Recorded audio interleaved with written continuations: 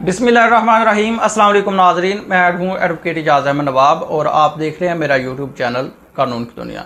आप सारे जानते हैं कि कल इस्लामाबाद हाई कोर्ट ने फुल बेंच रेफरेंस पर समाअत की और जस्टिस तारिक महमूद जहांगीरी साहब के ख़िलाफ़ जो सोशल मीडिया कैंपेन थी उस पर तौहीन अदालत का नोटिस लेते हुए 3 सहाफ़ियों को और गवर्नमेंट इदारों को नोटिस जारी कर दिए।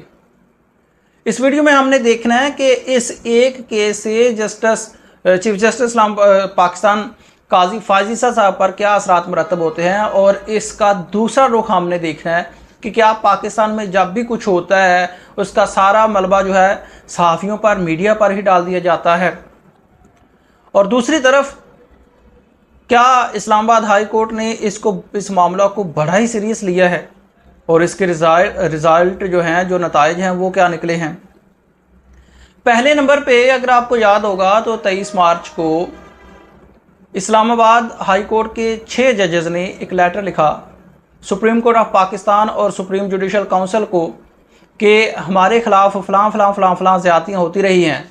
एजेंसीज़ के लोगों ने हमारे घरों में कैमरे लगाए, घर वालों को उठाया, अगवा किया, प्रेशराइज़ किया और इदारे को दबाने की कोशिश की, जिस पर हमने लेटर्स लिखे वक्त के चीफ जस्टिस का आमर फारूक साहब को, chief justice Islamabad high court को, लेकिन उन्होंने कोई एक्शन नहीं लिया। लिहाजा ये लेटर हम लिखते हैं सुप्रीम जुडिशल काउंसिल को और chief justice supreme court of Pakistan को कि वो एक्शन लें। उस पर काजी फायज़ ईसा साहब ने बड़ा गोंगलियों से मिट्टी झाड़ने वाला काम किया और एक मुलाकात की वज़ीर आज़म से।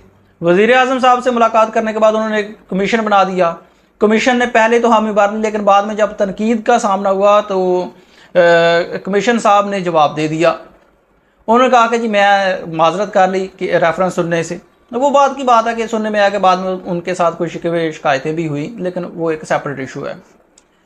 उसके बाद काजी फायज़ ईसा साहब को मजबूरन सो मोटो नोटिस लेना पड़ा।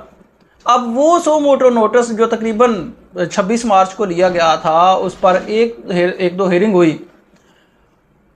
ऐसा लग रहा था इस्लामाबाद हाई कोर्ट के जजेस या बाकी जो दीगर जुडिशरी है और अवाम है, ऐसा महसूस हुआ और वक्त की ज़रूरत महसूस की गई कि इस लेटर पर सख्त एक्शन लिया जाएगा और बतौर इदारा पूरा रेस्पॉन्स दिया जाएगा इंडिपेंडेंट ऑफ जुडिशरी के लिए। लेकिन काजी फायज़ ईसा साहब की कोर्ट से वो एक्शन देखने को मिला नहीं।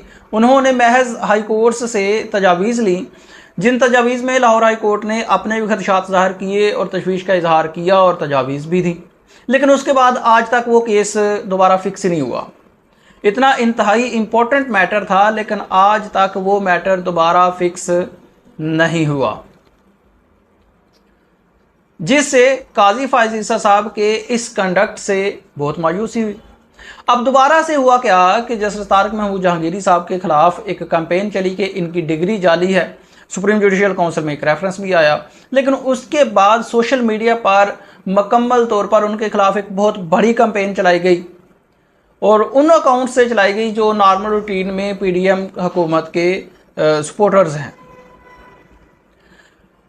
इस पर इस्लामाबाद हाई कोर्ट ने बजाय इसके कि वो जाएं सुप्रीम जुडिशल काउंसिल और जाएं सुप्रीम कोर्ट ऑफ पाकिस्तान के चीफ जस्टिस काजी फायज़ ईसा साहब के खिलाफ पास कि ये देखें हमारे साथ क्या हो रहा है, कैंपेन चलाई जा रही है, तौहीन की जा रही है अदालत की, जजेस को प्रेशराइज किया जा रहा है इस तरीक़ा से, तो फिर वो काजी साहब फिर नोटिस लेंगे, फिर रखेंगे, फिर कई माह लगाएंगे नहीं। तो इस्लामाबाद हाई कोर्ट ने बड़ा एक्शन लिया और फुल कोर्ट बेंच बनाया, फुल कोर्ट समाअत की, तौहीन अदालत के नोटिस जारी कर दिए गरीदा फरूकी साहब को, हसन अयूब साहब को, उम्मार सोलंगी साहब को और रियासती इदारों को। अब हमने देखना ये है कि जब भी कोई वाक़या आता है, मतलब आप उनका ले लें फैसल वावडा साहब की तौहीन अदालत की एप्लीकेशन। फैसल वावडा साहब ने तौहीन अदालत की, तौहीन अदालत करने पर उनको तौहीन अदालत का नोटिस जारी हुआ। सुप्रीम कोर्ट ऑफ पाकिस्तान में गए, माफ़ी मांगी, सुप्रीम कोर्ट ऑफ पाकिस्तान के दर पर सजदा किया, माफ़ होकर वापस आ गए। अब जिसने तौहीन अदालत की थी वो तो हो गया माफ़, लेकिन जिन्होंने दिखाई थी, मतलब मीडिया को तौहीन अदालत के नोटिस जारी कर दिए गए। अब मीडिया उसका जवाब देगा कि जी आप लोगों ने क्यों दिखाया। एक जस्टिस तारिक महमूद जहांगीरी साहब के ख़िलाफ़ शिकायत आती है और शिकायत आने के बाद उस शिकायत को सुप्रीम जुडिशल काउंसिल में दर्ज करवा दिया जाता है। उस पर जब मीडिया पर बात होती है कि ये फ़लाँ फ़लाँ फ़लाँ फ़लाँ फ़लाँ एक शिकायत आई है, ये फ़लाँ फ़लाँ फ़लाँ बंदे ने लेटर जारी किया है, उसके मुताबिक ऐसा है, तो अब उन अकाउंट्स को भी नोटिस जारी हो गए हैं कि ये जो अकाउंट्स है गरीदा फ़रूकी, हसन अयूब, अमार सोलंकी साहब, वो भी आकर जवाब दें। देखना ये है कि जिस बंदे ने सुप्रीम जुडिशल काउंसिल में ये शिकायत की है और जिस बंदे ने ये डिग्रीज़ और यूनिवर्सिटी का, कॉलेज का नोटिफिकेशन जारी किया है, लेटर जारी किया है, क्या उसके खिलाफ उसको भी नोटिस हुए हैं या नहीं, या फिर जिन्होंने उस पर बात की है उस पर उनको ही नोटिस जारी हुए हैं। मैं आपको ये बात बताता चलूँ कि ये जो सारे के सारे वाक़यात हो रहे हैं, वो ऑडियो लीक्स हो, वो तौहीन अदालत सुप्रीम कोर्ट ऑफ पाकिस्तान में पड़ी हो, वो तौहीन अदालत ये इस्लामाबाद हाई कोर्ट में पड़े हो, उसका indirectly at the end ultimately जो इफ़ेक्ट होना है वो मीडिया पर होना है। मीडिया पर पाबंदियाँ लगती हुई मुझे नज़र आ रही हैं। ये सारी की सारी सूरत हाल थी, लेकिन ये एक बहुत बड़ा फ़ैसला है, ये एक बड़ा जो है आउट ऑफ रूटीन, तारीख़ में पहली बार ऐसा हुआ है कि किसी जज साहब के ख़िलाफ़ कोई इल्ज़ाम लगाया तो फुल कोर्ट ने बैठकर तौहीन अदालत की कार्रवाई स्टार्ट कर दी है। लेकिन इस पर भी एक तनकीद just for the sake of arguments ये भी बनती है कि इतना अर्जेंट लिया गया इस मैटर को कि तारीख़ में पहली बार फुल कोर्ट बना दिया गया और उस पर नोटिस ले लिया गया। लेकिन नोटिस लेने के बाद आपने छुट्टियों के बाद की डेट डाल दी है। इतना अर्जेंसी थी, आप कल के लिए रखें, परसों के लिए रखें, 2 दिन 4 दिन 5 दिन के लिए रखें, इसमें कौन सा कोई मुश्किल केस है, कौन से कोई कानून डिस्कस करने थे। सिर्फ ये देखना था कि कौन से अकाउंट से कौन सी बात हुई है और उनके खिलाफ कार्रवाई करनी है। लेकिन इस्लामाबाद हाई कोर्ट ने भी फिर से इसको लटका दिया है और छुट्टियों के बाद तक मामला ले गए हैं। तब तक हालात बदल चुके होंगे शायद।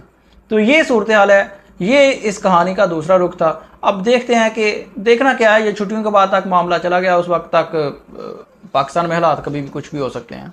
शुक्रिया, अल्लाह।